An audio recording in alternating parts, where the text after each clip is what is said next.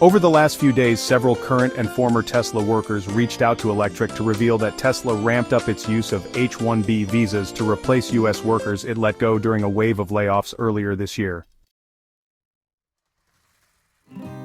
We reported that roughly 15,000 employees were let go at Tesla around April 2024. Every department was affected, but the layoffs were concentrated in Texas and California, where Tesla has more workers than anywhere else.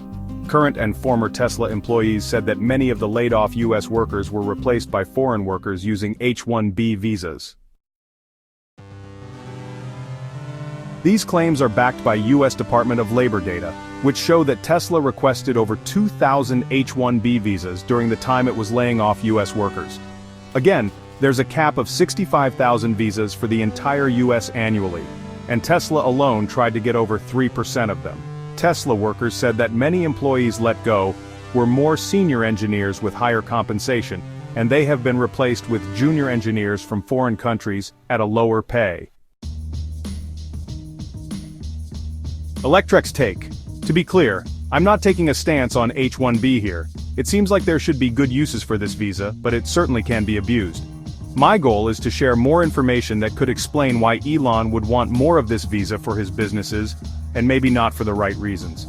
At the core, people see the problem of hiring workers from other countries who are willing to work for lower pay than U.S. workers, taking jobs from Americans, and putting pressure on overall compensation in the U.S. There's certainly value to the argument.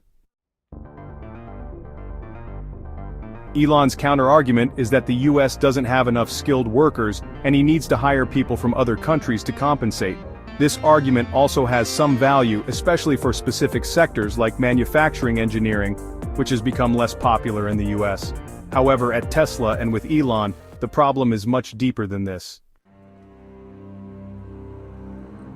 The problem stems from the employer's weight over the workers as a sponsor of their visas. Elon is famously hard on workers, and he doesn't like the traditional 40-hour work week. He often pushes Tesla employees to work 60 to 80 hours per week. Many Tesla employees have happily done this for years, and the main motivator has been the belief in Tesla's mission to accelerate the advent of electric transport in order to curb climate change.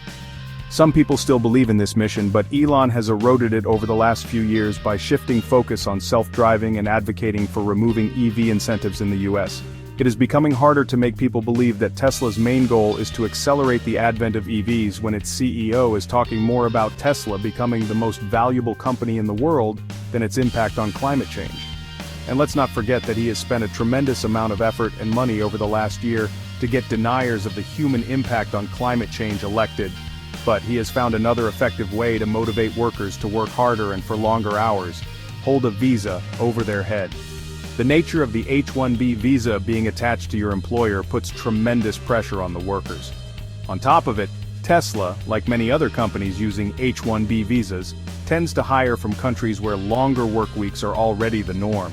For example, India is already mostly on a 6-day work week. I don't like to see Tesla workers killing themselves working 80 hours per week, but if they do it passionately, by choice, for what they believe to be a great mission, it's hard to argue against that. It's their choice.